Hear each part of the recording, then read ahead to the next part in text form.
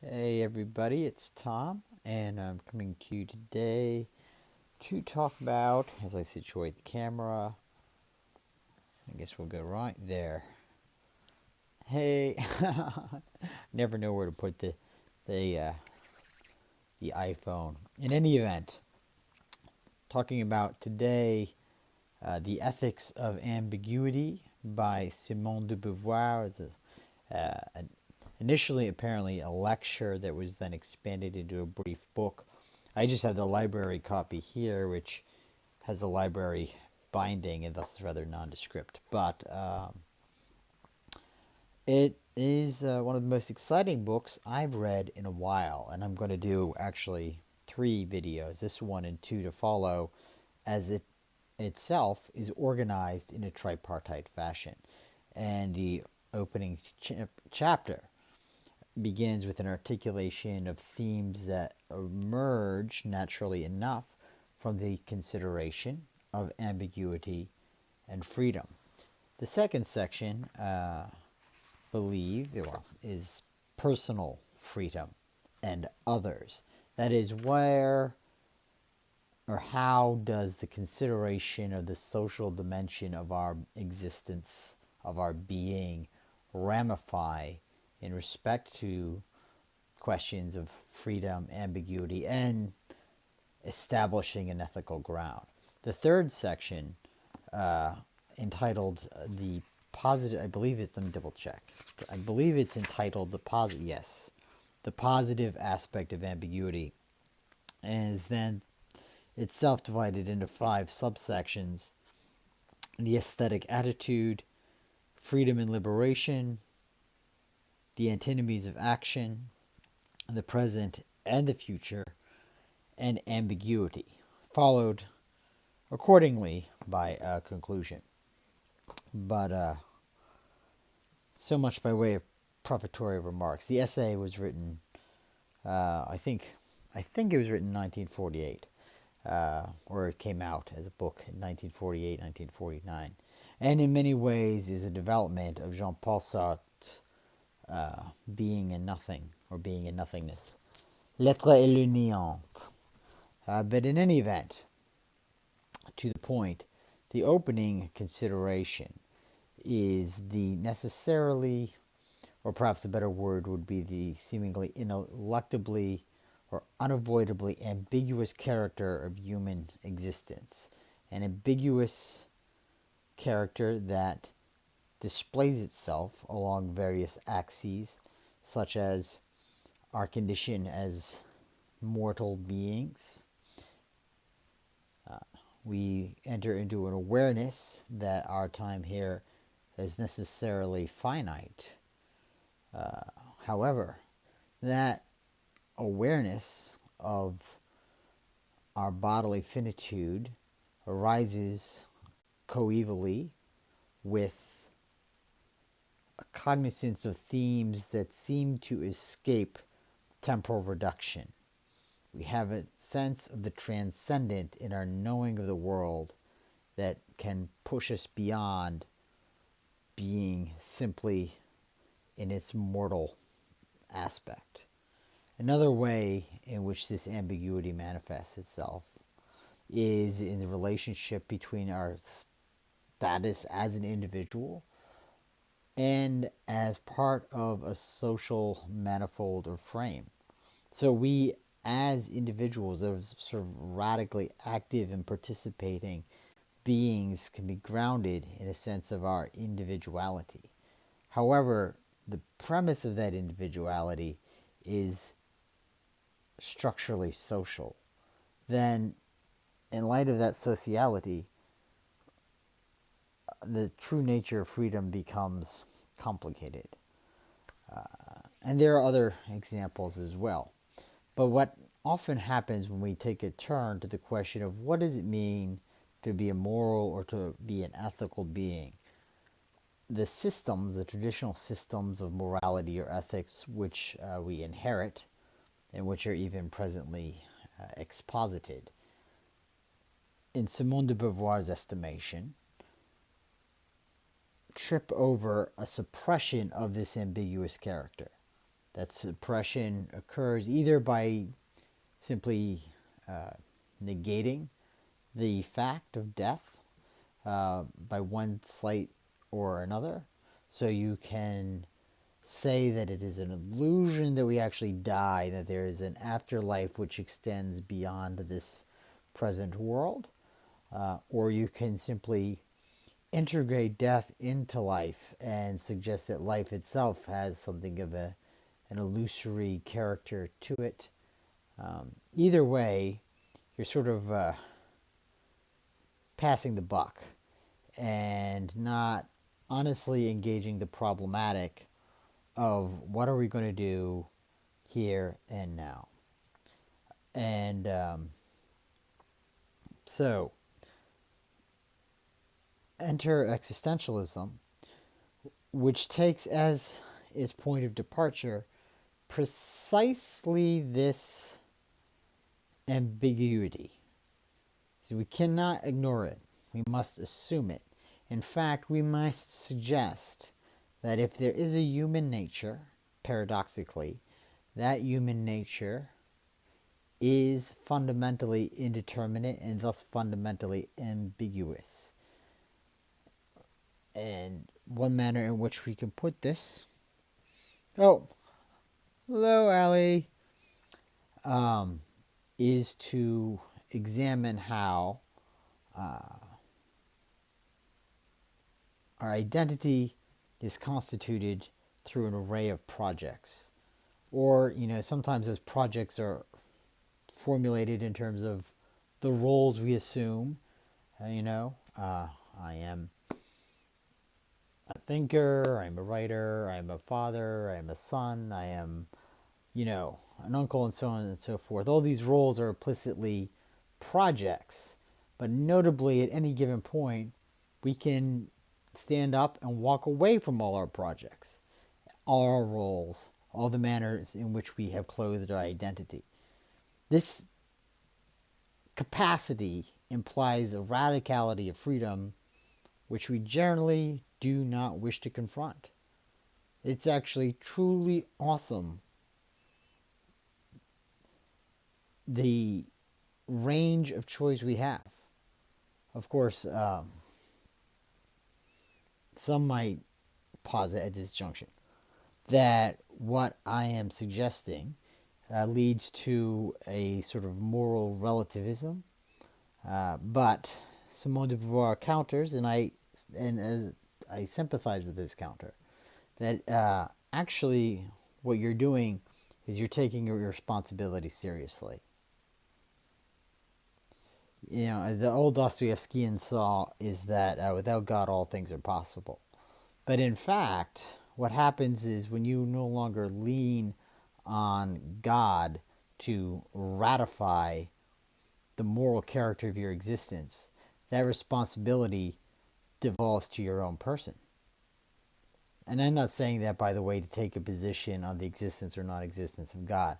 I'm simply noting that our ethical capacities flow from our freedom to marshal, to design, to engage our world, aware of our ability to do otherwise.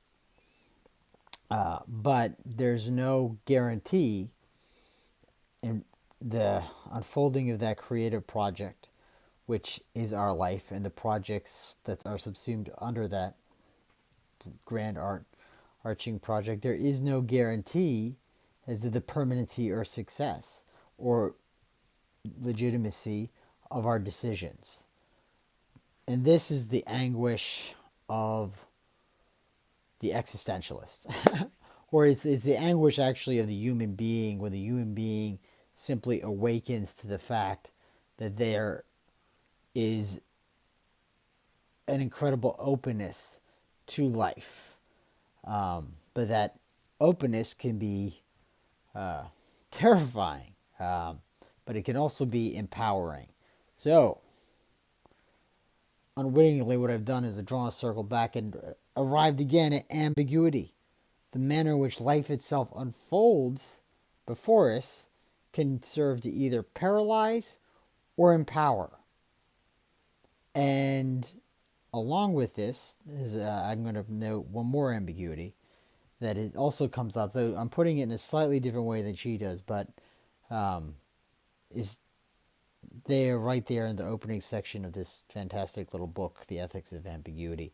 That has to do with the relationship between the moment and what you could call, the arc of the historical. Because if we just live in an absolute moment, there's no narrative arc. There's no coherence to our life. There's no meaning, at least no discursive meaning as we ordinarily invoke that concept or notion. In order for those things to arise, the decisions we make in the moment must relate to an arc or a project or an unfolding in time or in history, right? So, but that unfolding ultimately occurs in this pure moment. So there's a tension. There's a constant tension in our decisionality between the manner in which it can arise spontaneously in the here and the now, and the degree to which that spontaneity is lensed, if you like, through the arc of a project or history. But again, there's no guarantee. You just have to leap into the task of human being. So this is all simply in terms of the human being. Now, coming up on 12 minutes here, so I'll just sort of wrap it up before we transition. In the next video, we'll talk about the task of discerning the relationship between the person and others, right? Because that's where things get really tricky. This all sounds, very appealing, at least it does to me, exciting, freedom, radicality. But then when you get into the real mess of things, which is living with other people, working out this term of freedom becomes a rather challenging affair. So, the closing sort of sentiment, which I'm going to sort of put forth here, pertains to the question of her book, which is implicit in her book's title, The Ethics of Ambiguity. And the question is, can we actually ground a moral project given the contingency of narrative arcs that we derive from other projects? And Simone de Beauvoir's answer is yes. In fact, there's only one way to ground the ethical project, and that one way is in taking seriously our own freedom. That freedom itself is the point of departure for authentic morality, and what ultimately legitimates authentic morality. If morality devolves into a condition of mere prescription, then what has occurred is an evasion of the human condition. We have chosen either to impose ourselves or subsume ourselves in a manner which is at odds with the openness of life itself. And the irony, one irony which she notes, is that in the wake of either, imposing or subsuming oneself unequivocally, you fall prey to what she calls the spirit of seriousness. The spirit of seriousness presumes that the values which direct human life have already been established. And as such, the game is already kind of over, closed. And it makes for a rather wooden, stodgy affair. There's a kind of oppressiveness and a weight an opprobrium which follows from the kind of detention we experience when we manacle ourselves to an unduly static moral sensibility. There has to be a responsiveness to situationality, if you like, the situation which is in front of us. Does this reduce to the arbitrary? And strangely, the answer is no. No, it does not. In fact, it is our very freedom, paradoxically, which vouchsafes against a reduction to the arbitrary. Because the arbitrary really only arises in the absence of conscious or intentional action. Conscious or intentional action is necessarily purposive, even when it tries to pretend otherwise. So, I actually think that's fantastic news. Fantastic news that we are free, and in our freedom we have a capacity to participate in lending the world meaning.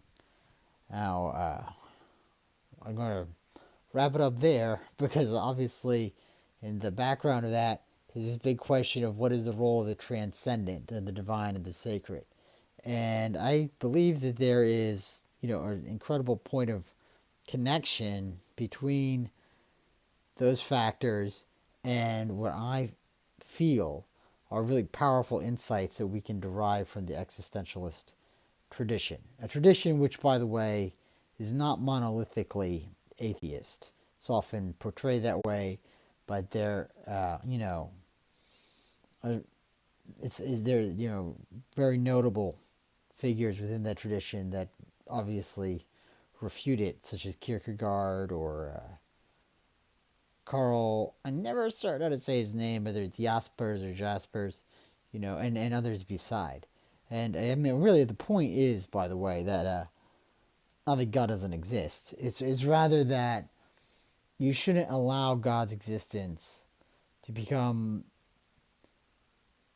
a reason to escape your own responsibility. And I think that that's the real point of the existentialist critique of many religious modalities. So look, you know what, guys? I'm going to leave it there.